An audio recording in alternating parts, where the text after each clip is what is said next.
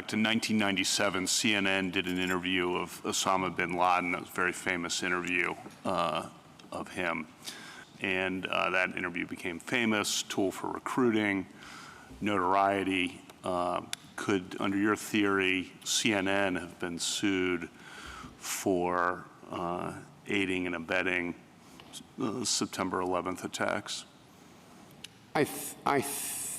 It would probably fail several elements, I think. In a recent Supreme Court case, the plaintiff alleged that Twitter's hosting of unrelated content on its platform contributed to an Islamic State terrorist attack, which prompted the justices to ask parties about what liability a business would have for dealing with Osama bin Laden.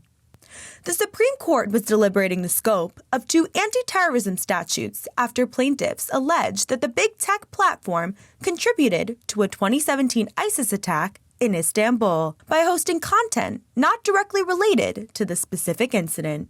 If the court rules in favor of the plaintiff, relatives of those killed in the attacks would be able to seek damages under U.S. anti-terrorism law. At one point, Justice Brett Kavanaugh expressed skepticism over the scope of the statutes, which are the Anti-Terrorism Act and the Justice Against Sponsors of Terrorism Act. He pointed to CNN's 1997 interview of then leader of al-Qaeda, Osama bin Laden.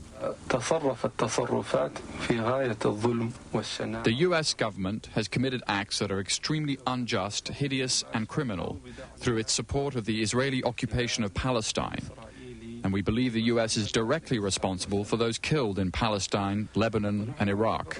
Kavanaugh alleged that the video became a, quote, famous tool for recruiting into the terrorist organization. The case, Twitter v. Tamina, arose after an ISIS terrorist opened fire at a nightclub in Istanbul in 2017, killing 39 people. The family of one of the victims filed a suit against Twitter, Meta, and YouTube, alleging that they had aided and abetted in recruiting and promoting ISIS causes to the public.